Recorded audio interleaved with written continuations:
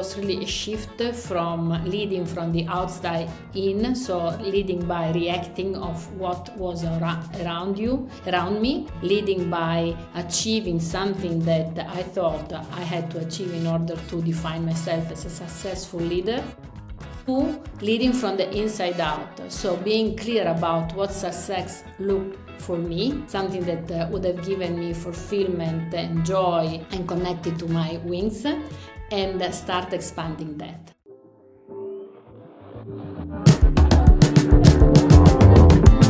Welcome to Sustainable Futures with Daniela Bas, where innovation meets impact.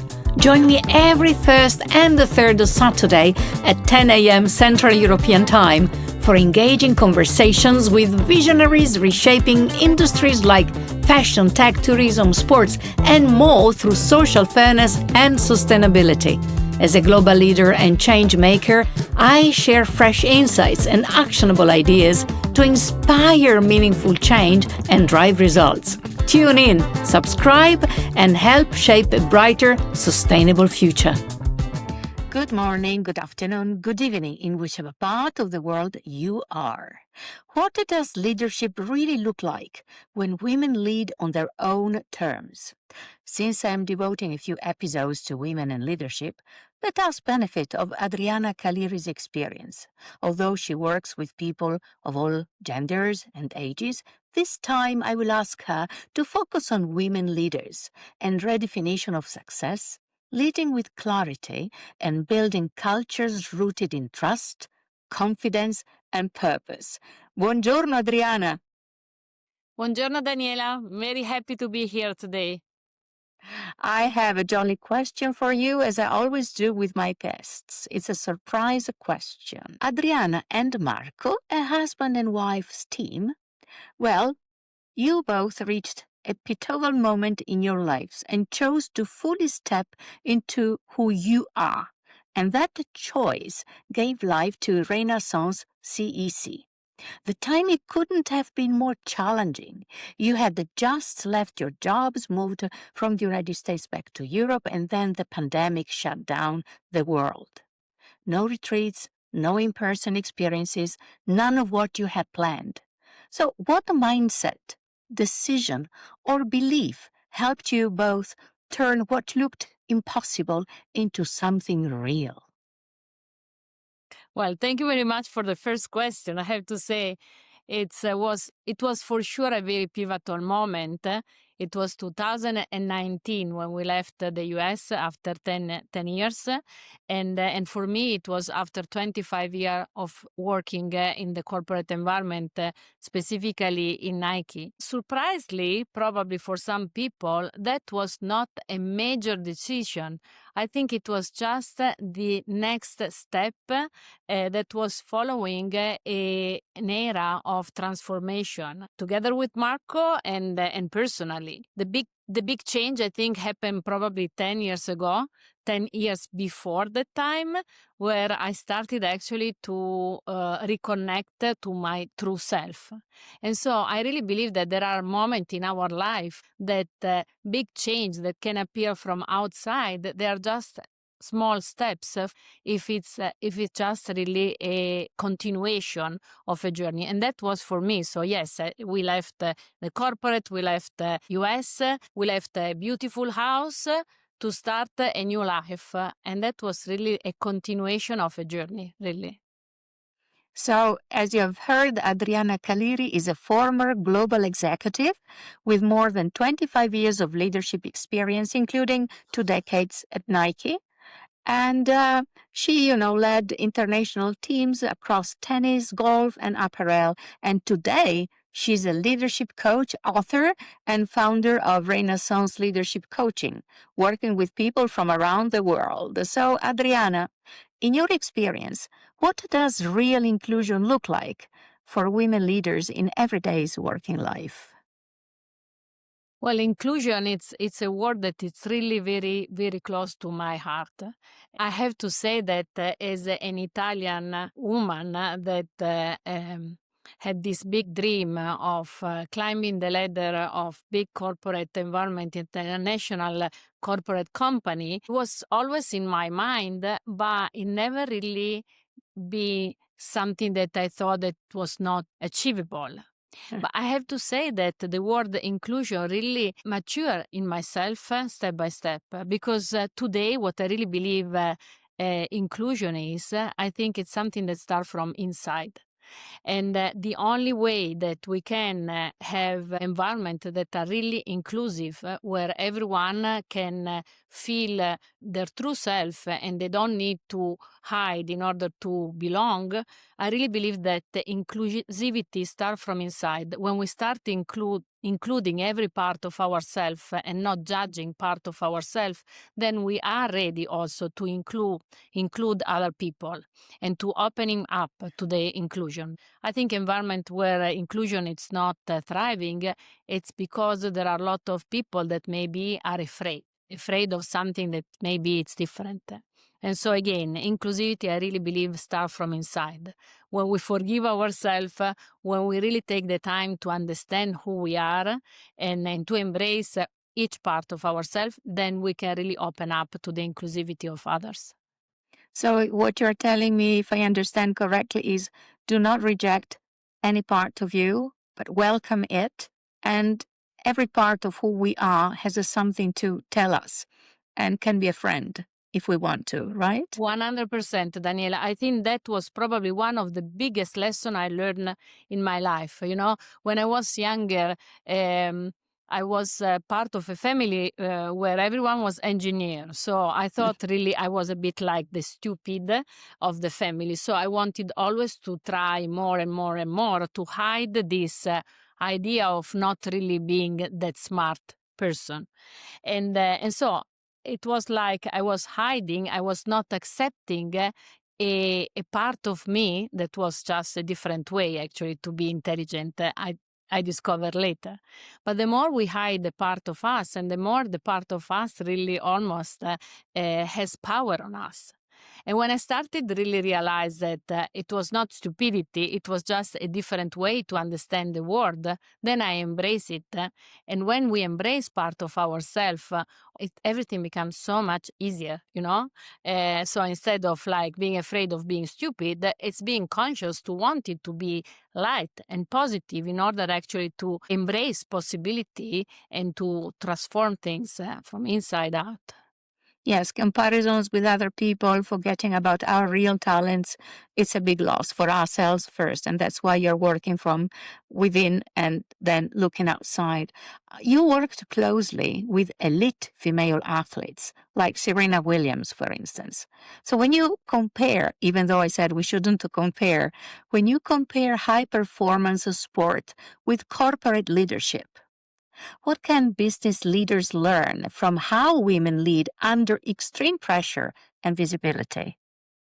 Oh, Danny, there's so much. So I've been working with specifically Serena, but a lot of other athletes for more than 7 years. And the things I've learned from them, it's incredible. It's so many lessons, from the small one to the big one. And some of the lesson I learned most is really that it's super important always to be open to evolve and to be open to adapt to what is coming. No, a tennis athlete on a court, she really always need to find new way to play, so that actually also the competitors they have like difficulties to win the game. Other thing is like it's very important to have a winning mindset when you step on a court, and the same also when you are working. If you believe that you're gonna win, you will have for sure more possibility to win versus a person that step in a court and it's sure that they will not be able to win because maybe the opponent is so much bigger. And then from Serena in particular, I learned something that was very important and life-changing for me. That was to really consider the stage you are in, and for her was really the tennis court, the work environment, just as a stage where you can really share your purpose. And for Serena, inclusivity was super important. So she used every single part of her game, every single occasion that she had, to really reiterate this important theme that is inclusivity. Again, not just in the work environment, but inclusivity also in terms of like accepting your body image, or any kind of inclusivity you can think about. And so again, when you work and you start thinking that work can be an environment where you can be on purpose, then it's almost a shift of, instead you working for the company, it's almost the company working for you, that allow you to have a stage where you can do something that is very important for you. What I understood from this very interesting story you just shared with us about you working with Serena and many others, I know, very famous athletes you have been working with, is that women use all tools they have. So this is what business leaders might wish to learn, not working in silos, but actually welcoming all aspects of what people, men and women, can offer to themselves and to the world. Am I correct? Yeah, no, absolutely. Being clear what is very important, and having that in mind in any kind of work and work environment you might be in, and being that at the center of everything. So, what power do women leaders already have, but hesitate to use, in your experience? Yeah, yeah. Well, I have to say that there's a lot of things that I try to learn from men. You know, at the beginning, I was thinking that I had to learn a lot from men because I could see just men, lot of men on top of the company. So I was curious to understand why it was that. You know, what was that they had and we didn't have. Then I started to shift the mindset and realize that there was a lot of things that us as women we have and we didn't use, and maybe that could have helped us to become even, I don't want to say stronger, but like absolutely aligned with the leadership of a man. I have to say that there are things that prevent us to use our talents. We have a lot of talents as men, but there are some things, some beliefs that sometimes prevent us to use our talent. For example, I observed several times that when a guy starts a new job, a new role, that is the moment that the guy start working and start leading and start really also enjoying the new role. For a woman, sometimes it's different. We get a new job, and then it's that the moment where we need to start proving that we've been the right one for that role. And again, we are limiting ourselves because if we have a role, we don't need to prove anything. We had already the role. And so from there, it's about sharing. But it's a mindset that sometimes growing up, we had in our mind because of the role model that we saw. I really believe that the new generation grew up with women that started already this turnaround. Most of us we tended to shrink quite a lot in the journey towards success, and I think new generation it's not doing it as we used to do. For sure. So trust is very important. What kind of coaching you do with your clients for them to build their trust, the confidence in who they are, finding out who they are to be better leaders?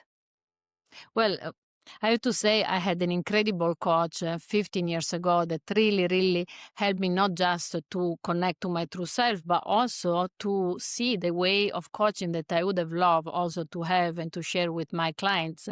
And that is the idea that a coach is just a mirror. It's a mirror to help people remember about who they are. I always say I use the client power, the client words, the client sometimes even mindset, in order actually to create the bridge and to get to them, because what they need to see, it's not something more, it's not a new lesson, but they need just to remember the power that they have inside. I truly believe that we all came into this world with an incredible power. I call them the wings, but sometimes we've forgotten that we have it, and we start looking around and we start to compare ourselves with others because we think that we are missing something. And so we look, I always say, we look sometimes in the wrong place. So being a mirror for the clients, it means like helping clients to see something that they've forgotten about themselves. You have been very, very modest, and I know that today we will be talking about female leadership and not the workbook that you just published. But I do know that there are plenty of thoughts and exercises for 90 days, if I am correct, that people can do in order to achieve what you just said, right? Yes, yes. I wrote really this book to help the clients I've been working with to continue this journey. And we are always in a journey. And sometimes we just need a friend by our side, a small reminders that can help us to step in the new day with clarity about the person we want to be and the leader we want to be. And so this book want to be a little friend by the side of people that decided to have it, to buy, to get it. And I like very much the concept of the wings. Can you tell me a teeny bit more about the wings? Yes. Well, when I was a child, I was always dreaming about flying. So the wings, they've always been there. I've never really felt either alone or like, I always had this feeling of like flying. And so I could go and live and discover. And so this idea of flying always gave me this feeling of freedom. And freedom, again, one of the biggest value that always really drove most of my steps in my life. And so how I define the wings are really like almost an intersection of our talents, of our passion, and our beliefs, our supporting beliefs. And when we see the intersection of these three areas, we found a unique power that we have inside of us. And I call them the wings. Sometimes we see other people wings. It's so much easier to see other people wings, other people power, other people uniqueness. But if we take the time, the space, and the silence sometimes to really see what really warms our heart, which are our unique talent, and the belief that help to spread them, then it's not just really a right that we have, but it's a responsibility because we've been gifted with wings that, of course, we need to share with other people.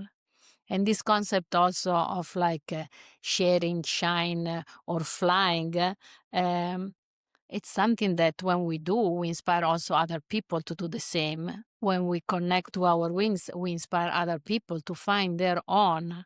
So I think the mindset of shrinking to let other people have a space, I really believe it's not a mindset that can help the leadership today to continue and face the new generation. This is a time to expand, to shine, to use our wings because this is the only way actually to allow also other people to do the same. We'll move now to the second part of this lovely conversation. And to a certain extent, you have already answered my very first question about the past. Once upon a time, there was a moment when you realized I needed to lead this my own way. What triggered it, Adriana? Well, I have to say that I was born from a father and a mother that had the dream job for them. My father was really a very successful engineer in Formula One, and my mom, she was a mom and a wife, and that was really what the dream job was for her. And I was thinking, I want to have both. Why cannot I have a great family and a work I'm very passionate about? And on top of that, of course, I realize that in order to do that, I just need to work hard and maybe even harder. And the more I was working hard and harder, the more the goal was perfection. So something that was impossible to achieve. And when in 2009 we moved to the US, I was very close to burn out because I was trying actually to hold so many balls around me that I was really almost drained. And that was the time I met this executive coach that really started to help me to see the world and also work in a complete different way. And the shift was really radical. It was very small at the beginning, but it was consistent step by step. And it, I think that to just really tell in few words, it was really a shift from leading from the outside in, so leading by reacting of what was around me, leading by achieving something that I thought I had to achieve in order to define myself as a successful leader, to leading from the inside out. So being clear about what success looked for me, something that would have given me fulfillment and joy and connected to my wings, and start expanding that. And that really made an incredible difference, not Turn just at around. work, but also in my private life. Because at the end, the measure stick was not outside, but was inside of me. And controlling what you can control versus really letting other people decide what success look like for you. So today, Adriana, based on what you see in your coaching work, what issues around confidence do women leaders bring to you most often? It's really very interesting because I coach very executive leaders, and so people with a lot of experience and even younger people. And I love to noticing that sometimes the inner critics are so similar, and the inner critic at the end boil down to I'm not enough, or for some of them it's even I'm not worthy. It's incredible, you say, like after you've done all your journey, like there are some executive leaders that have been achieved so much, but still sometimes those words come back, you know?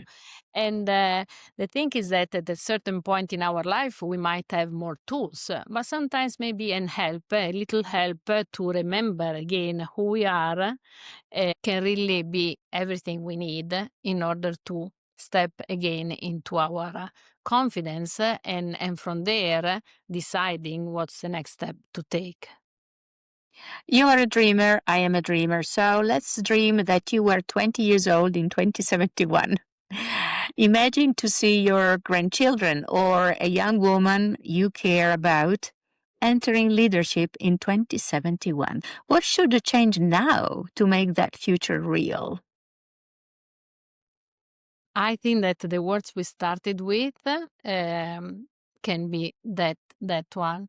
My dream is that people continue to work on themselves, to give themselves the gift of acceptance, of completely acceptance and willingness to discover even more who they are and what really is important for them, what's their purpose and everything. So it's an acceptance from the inside out. I think that it's the thing that will continue to transform the world as really we already started to do. But that is my big wish for one person or for really a bigger group of people. It's to accept themselves so that they can accept the others. And from there, impossible doesn't exist really.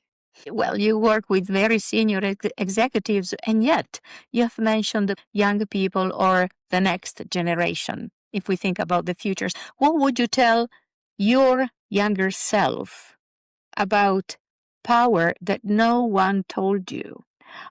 And what is a simple empowering exercise you wish to share with my audience, particularly the young audience? I think that as simple as you don't need to prove anything, you just need to share who you are. And I think it can really change everything. You are okay as you are. You are okay as you are.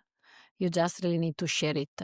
I think that this really can unlock so much. I wish I had somebody when I was 20 that was saying something like that, because then you have the calm. You know, when you know that you have everything you need in the backpack when you are on a journey, then you also walk this journey a bit more relaxed, because you say, well, I have the food, I have the tools, I have everything there, so I can really enjoy and look at the flowers and really see if there are animals. But if I'm not sure if I have enough food or if I have enough tools, then also my journey become really not so relaxing. I'm always really thinking about what I'm missing, and I might really miss a lot of things along the way that could really give me joy. Well, this is a marvelous metaphor to conclude our conversation. So a big thank you, Adriana, for such an open and inspiring conversation. For those who are listening, if you would like to explore more and further, you can connect with the team at Renaissance CEC, leadership coaching, through their website or LinkedIn, where, Adriana and others that are part of Renaissance CEC share insights and resources on leadership and cultures. Take one idea from today and try it out in your own context.